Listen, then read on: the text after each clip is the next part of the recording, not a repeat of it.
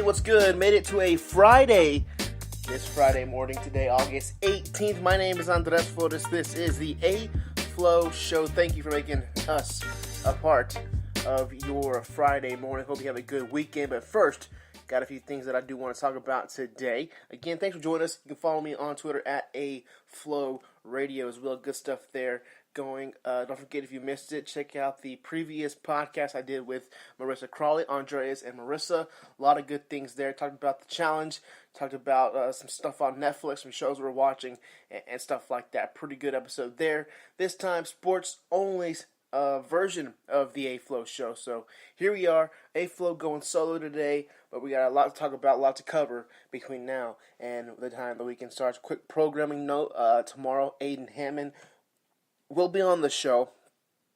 Aiden Hammond, a longtime friend of mine, played soccer with him, grew up with him through high school and the middle school ranks, played on several different soccer teams with him. If you need to know anything about soccer, he really is the guy to go to because he just knows so much, and that's why I wanted to bring him on. Kind of get a World Cup preview 1 year out, if you will. The World Cup will be next summer. And then kind of want to recap with him basically the Confederations Cup, the Gold Cup, some EPL news because they just started their season, some Ronaldo news, and stuff like that, just to get set for the World Cup again a year away. I like to talk about it now just a little tease there to have everybody waiting for that full year to get to the World Cup whenever it does get here next year. The first thing I want to talk about was the New York Yankees. How about them New York Yankees? A 4-game sweep of the New York Mets. Now they're kind of 10 games above 500, so it's looking better than what it has been. August really hadn't been that great to the Yanks. I believe this is actually their first series win. I guess technically 2 series wins if you have the 2 at home and the 2 on the road in the Subway Series, if you want to count that as 2 different wins. But going back to Boston and Toronto and Detroit and Cleveland, you didn't win a series.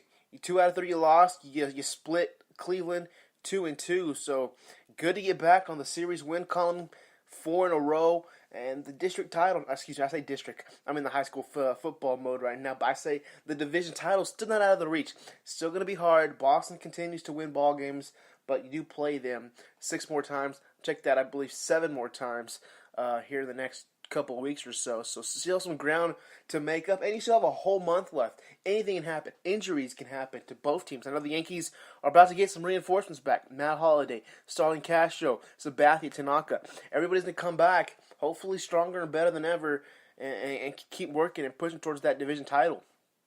I said a couple days ago, the reason why you made those trades at the trade deadline, if you were Brian Cashman, was because you wanted to win that division title and avoid that 1-game wild card playoff. Now, don't get me wrong, the wild card playoff is still a game that is an accomplishment. Is to me, I do think making the wild card is making the playoffs. Some could disagree, but that to me still is the playoffs. But it is a tougher road. It is a 1-game, what it is, sudden death wild card. So those are always tough, but we got to keep pressing forward. So again, back to this week, and last night, Yankees ended up winning the ball game 7-5 was the score. You had a 7-1 lead going into the 9th. Curtis Granderson, was it Curtis Granderson? Yeah, I believe it was Curtis Granderson that hit the grand slam in that 9th inning. And as I was watching the game, I knew it. You had Brian Mitchell on the mound for the Yanks, the right-handed pitcher, kind of got in trouble, runners at the corners and walked the bases loaded, so there's bases loaded, nobody out. Granderson comes up to the plate, and Granderson, who hasn't been having that great of a year, kind of always just seems to either, one, hit the Yankees just in big-time moments, get a big hit. Not having a great year, as I said, but, Monday night, against the Yanks in the Bronx, hit a home run in that first inning off Luis Cessa, and then here in the 9th off Mitchell, hits a grand slam. So, Joe had to go get Betances up and bring in Betances for that 9th inning when you had a 7-1 lead. And Betances does his job. He gets the save, and the Yankees do get the win, the series win, and it's 4 in a row. So it's great to see. Offensively for the Yanks, Gary Sanchez still, tearing up August. Really, really good. Good to see his bat come around.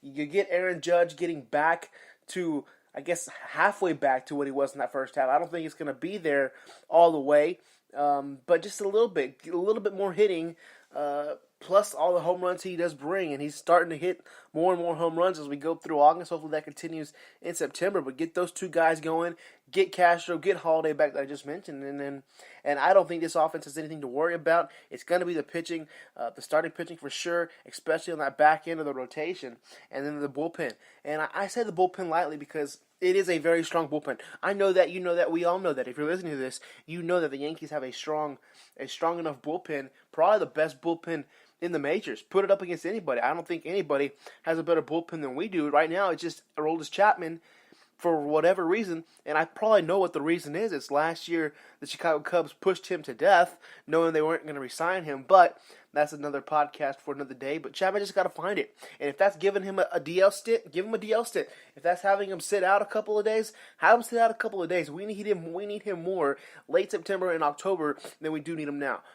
I say that only because we have about 4 other guys that can close out games here against, Toronto and Tampa and on Boston, stuff like that. You have Robertson, you have Betances, what we saw last night. You have Adam Warren, you have Tommy Kahnle. So even Chad Green. I think I said this a couple of days ago on the podcast. Chad Green could possibly even be a guy that closes. He comes in and throws fire and shuts it down. So, I'm okay right now where we are. A Yankees point of view. Now you have Boston coming up this weekend. You have Boston off day Monday, and then Detroit again. So 2 more stops on this road trip. Boston Friday through Sunday, off day Monday, and then Detroit Tuesday, Wednesday, and Thursday before coming home to take on Seattle and Cleveland. So winnable games there. I mean, you can compete against Boston. You've done it before. Detroit, even though you lost 2 out of 3 to them in the Bronx at the start of the month, they're a below 500 team. They're definitely beatable. I think one of their pitchers went on the DL recently, Michael Fulmer. So there's something you don't have to worry about there. And then Seattle, up last month, you went up there and took 3 out of 4 in Seattle. So they come here for a 3-game set. I don't see anything different. You sure win that series, if not sweep them. Cleveland, again, it'll be a dogfight in the Bronx starting Monday, August 28th. So I'm not too paranoid yet. Again, I'm one of those fans that is always optimistic, regardless of what sport. If it's tech football, I'm always saying, yeah, they're going to win. They can win any single game. If it's the Yankees, I get it. I understand why fans are upset and panic. But for me, it's not a panic thing. I don't panic about that stuff for them. Tonight, Yankees and Red Sox, Jordan Montgomery against Drew Pomeranz. Looks like some rain in the forecast. Hopefully they can get that one in tonight. They'll be playing at Fenway Park tonight. But again, rain scheduled to appear. In the standings right now as we sit recording this on a Friday, Boston's 4 games up on the Yankees. And that's okay. I mean, that's doable. That's reachable. That is not as far. You look at some other divisions in the West, 12 games back. Go to the National League East, 14 games back. Go to the National League West, 19 games back. So 4 games is nothing. If you're a Yankee fan right now, if you're panicking even just a little bit, congratulations. You're playing yourself. So I'm pretty excited. Again, a 4-game lead for Boston in the East. Yankees have went 6-4 in their last 10. They won 4 straight, and they're 10 games above 500. Just to take a look at the wild card standings here on August 18th. The Yankees have that first wild card spot. They're 3 games up of the Los Angeles Angels right now. If the season ended, they would be in the wild card game. How about that? The LA Angels. Everybody thought they were done. Trout goes on the DL. He injures his thumb, sliding head first into a second base, and everyone thought the Angels were done. But look at now. They're right back into the wild card. Again, they're way out of the division. They're not going to win the division. Astros can slowly cruise into the playoffs atop the AL West. But now, wow, the Angels right there with a second wild card spot. Kansas City right there behind them, half a game. Minnesota a game back. Seattle a game and a half back. Texas Rangers at 500, 60 a game and a half back. Why are you giving up away, you Darvish? Congratulations, John Daniels. You're playing yourself. I don't know about that. That was a tough call, and we talked about that on the Sunday Sports Blitz a couple of weeks ago. I mean, it's just a tough call. Right there for John Daniels. Do you trade him? Do you keep him? Are you going for it? What about next year? Can you sign him next year? It was a very, very tough situation. At the end of the day, I think JD made the right move there, but I could be wrong. A game and a half, is doable for the Rangers as well. I don't have their schedule pulled up, but I think it was 10 games against the Angels, 10 games against the Oakland Athletics, both winnable. The Yankees have got to play the Rangers 3 games, and I'm sure they got some other division foes in there. I'm sure they'll play the Astros again as well. But I mean, just wow. It's crazy to see that the Rangers are right back there. Tampa Bay at 3, Baltimore at 3, Toronto at 3. I'm really not even counting them out. So if as of right now, 1, 2, 3, 4, 5, 6, 7, 7 teams in contention for that second wild card spot behind the Angels and of course the Yankees right now at that first wild card spot. I mean, it's going to make this last month and a half of baseball really, really fun, and I'm looking very, very much looking forward to it. But we'll just see what happens. Do I want the Rangers to make the playoffs? No. It's not that I hate the Rangers. Just really, I just don't care, I guess. It doesn't matter. Realistically, in a best of 5 series, best of 7 series, after Hamels, who else would they throw in? Tyson Ross, yes. Andrew Kastner, yes. They've been okay, but you probably would have liked to have Yu Darvish if you're going to a series. And even if that wild card, you throw Hamels that wild card, and well, now who do you have for game 1? You would have had Darvish, now you don't. So it really just it hurts everything. But hey, congrats to the Rangers. They're back, 60-60. They never give up. Maybe saving some jobs there with this late push, this late run. John Daniels and then Bannister as well. So what else do we got in the world of baseball? I think we're good. Looking at the wild card standings for the National League, and they're not as close. I mean, Colorado and Arizona have the 1 and 2. They're tied record-wise, both 67 and 54. And then the next team out is Milwaukee at 4.5, St. Louis at 5, Miami at 8. But I think those are a little bit more out of reach than the American League. So for anybody hating on the American League, any of you National Leaguers out there, congratulations. You played yourself. The American League is obviously the better league for that. All right, I think that's going to be all the baseball we're going to talk. Let me get to some Lubbock-Cooper football just a bit. If you haven't checked it out already, over on 107 at thescore.com. Let me say that again, 107thescore.com. If you go there, go to the Lubbock-Cooper tab. Under the tab that says teams, there's a Cooper page that comes up and has a lot of good stories, has schedules from the basketball team, the volleyball team, the football team, score updates from the last 2 volleyball games that they played here in Lubbock. Also has a Pirate Cast. I think we're going to start doing this year and going forward on that website, the Pirate Cast, where I would sit down each week, either with Tommy Wood after football games or a coach or a player, and discuss stuff about Pirate Athletics and Lubbock-Cooper in general. So hopefully we can keep that going. Very similar to here, this A-Flo Show with me and Marissa. So I'm going to be pretty busy, not only with the A-Flo Sports Show, but also the A-Flo Andres and Marissa Show, the Pirate Cast, my play-by-play duties, and the High School Fan Zone. I'm excited for the High School Fan Zone. First show will be August 28th, Double T 97.3, 7 o'clock, 7 to 8. Also, what makes it special this year is for the Cooper Fan Zone, the Pirate Fan Zone will be live on location, Buffalo Wild Wings, 82nd and University, 7:30. Check that out. Me and Coach Cat at B-Dubs talking some Lubbock-Cooper football. Oh, let's see. Seriously. Oh, yeah, back to Lubbock-Cooper. A nice article came out the other day. Mike Graham of the Lubbock Avalanche Journal writing. He was out at Cooper practice the other day, and I think, I mentioned the defense is going to be okay. 9 returning starters back. It's with that experience. I mean, it's going to be a tough schedule, tough district, tough everything, and we all know that. Coach Cat has even said that. We know that with these offenses of Coronado and Monterey and Abilene Cooper and even Lubbock High. Watch out for Lubbock High. I'm going to say it right here, right now. Lubbock High will win 2 district football games. I guarantee you. And you might be saying, well, just two. What? That's not good. No, it is good. 2 district games can possibly get Lubbock High into the playoffs. And I'm going to say that. I like what they got. Kwame Wilborn, Isaiah Johnson, Mylan Manfield, plus the Jason Strunk thing aspect of it. I'm a big fan of Jason Strunk. He's always been nice to me, fan of the show, friend of the show. So I'm pulling for them.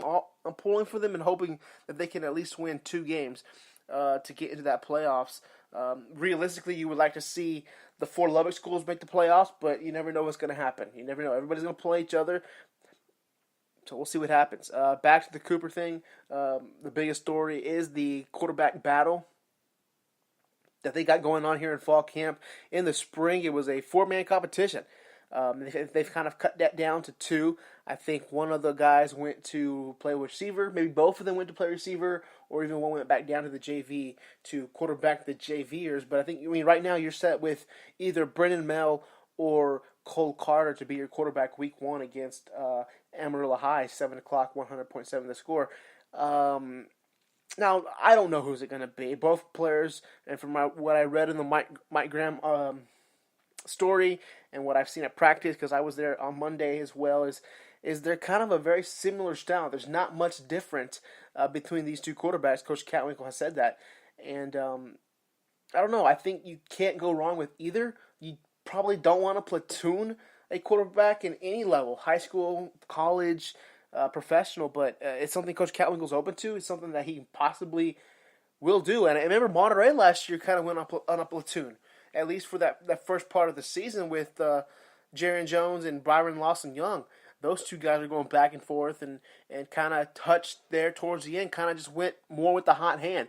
Is that something Coach Catwinkle will do? We'll see. Who knows? April 1st is still a long ways away. Pirates have 2 scrimmages between that and then, and September 1st, so it's interesting to see.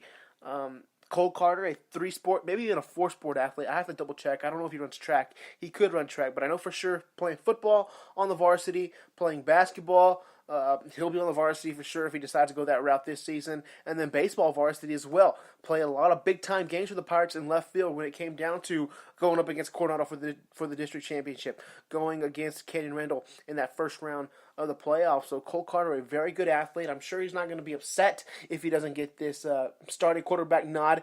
Just slide him out to the receiver like he played last year, and I think he can help your team just as much, even more, being a wide receiver / kickoff punt returner like he has been the last couple of years for the Pirates. For Brennan, I haven't seen much of him. I don't know much of him. I haven't watched any of the JV football teams or games from the last 2 years, so don't really know much about him. I've seen some film on him on the internet. I need to be very careful when I say this, but he kind of reminds me of Johnny Manziel. And the only reason why I say Johnny Manziel is because he puts out Johnny Manziel. I think he's a big fan of Manziel. He wears number 2 because of Manziel.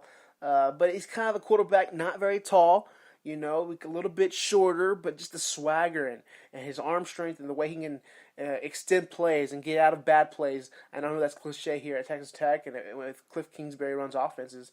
But I think he's a guy that can do that, and if he's the guy, I think, and like I said, you can't go wrong with either one of these guys. So it's going to be fun to see these last 2 weeks before Game 1, who's it going to be, and just know that platooning them is not out of the picture. Tech football, again, they'll be getting September 2nd against Eastern Washington. I don't have any more news from that. I mean, I try to pay attention to a lot of Tech as I can, but Cooper in high school right now, for me, is front and center because I do the coaches shows, I do the calls on the week on the Friday nights, and for Tech games I'm usually missing the first quarter of the game and really not being there for a lot of it. But I try, and of course I'm a big Tech fan. I've always been a Tech fan. Anybody who knows me knows how big of a Tech fan I've been in the past. Just right now it just seems that I have other duties when it comes to working at a radio station that covers Texas Tech football. Some good stuff here, guys. I don't want to go too much longer here. Again, these weekly or these daily sports shows are just trying to catch you up on some things. Again, Aiden Hammond will be on the show tomorrow. We'll record that tonight, Friday night. Hopefully we can get that done, talking some soccer, some Premier League soccer. And if you have questions for Aiden, hit me up on Twitter at A-Flo Radio. I'll ask Aiden some questions.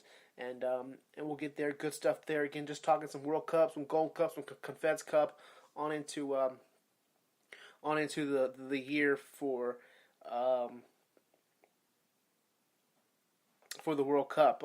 2 things before I leave. Top 5 NFL quarterbacks. If you've been listening to the Sunday Sports Splits, you'd know we've kind of been ranking top 5 position groups. We did it in the spring with baseball. We did top 5 third basemen, top 5 shortstops, top 5 first basemen, and we're doing kind of the same thing here for for NFL football. We've done defenses, we've done running backs, we've done wide receivers this week, and today we'll do top 5 NFL quarterbacks. So real quickly before I get out here, let me give you my top 5 quarterbacks, and then on the Sunday Sports Blitz this weekend, Sundays 9 to 12 on Double T 97.3, alongside my co-host, we can kind of break down more and more of the list as we get going. For me, going 5 to 1. Number 5 for me is going to be Eli Manning. I think Eli Manning has a great chance to have a great season. He has a lot of weapons around him. A more mature Eli Manning. Here I am giving you my my breakdown. I just said I was going to break it down on Sunday. But Eli Manning, for sure 5. Cam Newton 4. Tom Brady 3. That may be controversial. I know he's a GOAT. I know he's the greatest ever. But for me, going into 2017, he is my 3rd top quarterback. At number 2, Matt Ryan. And at number 1, of course, Aaron Rodgers for the top 5 quarterback list. Just missing my list, Derek Carr, Drew Brees, Ben Roethlisberger, and Andrew Luck. I did want to ask the guys on Sunday about Dak Prescott. How close is he to this list? Is he even in the top 10?